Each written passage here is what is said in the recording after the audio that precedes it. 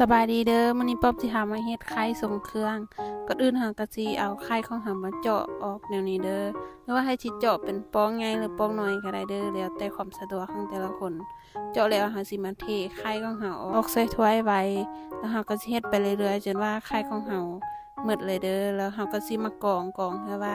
ให้ไข่ของเฮามันนึงออกมาแล้วมันเนี่ยมันจะเนียนเนี่ยเนาะ ก็กรองไป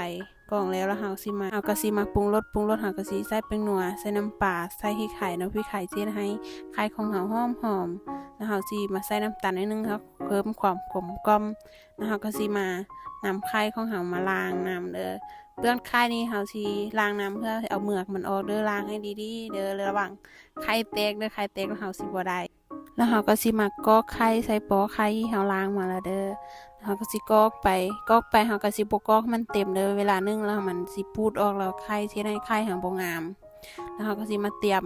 แล้วสิไปนึ่งเฮาก็สิเอาฝาขวดมาห่อเพื่อว่าให้ตะไข่ต่างแล้วมันบ่ล้มเนาะหรือว่าให้มีหัวน้อยๆก็สามารถใส่ได้คือกันเด้อแล้วเฮาก็สิปิดฝาเฮาก็สิบ่ปิดให้มันสนิทเด้อเพราะว่าคันปิดสนิทไข่เฮาสิแตกแล้วเฮาก็สุกแล้วเฮาสิมาเปิดเบิ่งเฮาสิเอาไม้จิ้มเบิ่งคันไข่บ่ติดขึ้นมาก็คือว่าสุกแล้วเนาะ เฮาก็สิมาแกะเบิ่งเลยแกะก็สิแกะง่ายๆจังซี่เลยเนาะเพราะมันสิบ่ติดเปลือกแล้วเนื้อไข่ของเฮาก็สิออกมาหน้าตาแล้วหน้าตาของเฮาก็สิออกมาเป็นแบบนี้เนาะไข่ของเฮาก็จะเนียนแล้วก็นุ่มๆจังซี่เลยเด้อคันใครอยากเฮ็ดก็ลองเอาไปเฮ็ดตามเลยเด้อรับรองว่าแซ่บบ๊ายบาย